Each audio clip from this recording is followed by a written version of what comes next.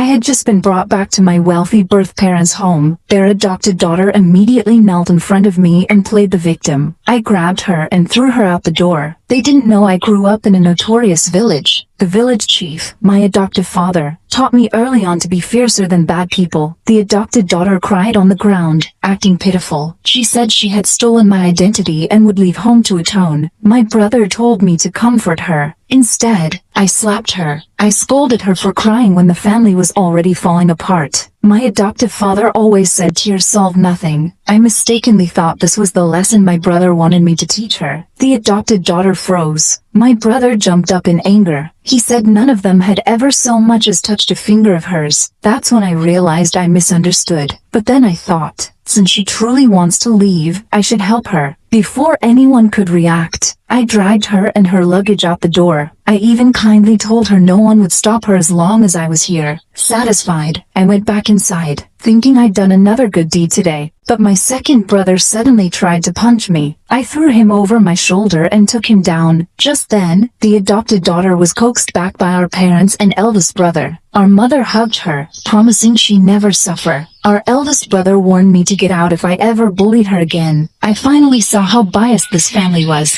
They doted on the adopted daughter and ignored their real one. But I stayed anyway, because I came back for what belonged to me. Growing up in that village, I vowed to earn 10 billion to rebuild it. Later, I went to my room. The place was a mess. On the desk was a notebook. It described my father as selfish, my oldest brother as scheming, and my second brother as violent. Turns out the adopted daughter created a horror journal to scare me away. I flipped through it and said I didn't get it, then tossed it in the trash. Outside, she stomped her feet in anger. At dinner, my second brother lost his temper again. A maid spilled some water by accident. He tried to stab her hand with chopsticks. I stopped him instantly. Seeing my strength, my oldest brother changed the subject. He handed my exam results to our father, saying I only scored a little over 300, far below the adopted daughter, and that I embarrassed the family, suggesting canceling the recognition banquet. I explained I wasn't good at liberal arts, but excelled at martial arts. They laughed, saying all I knew was fighting.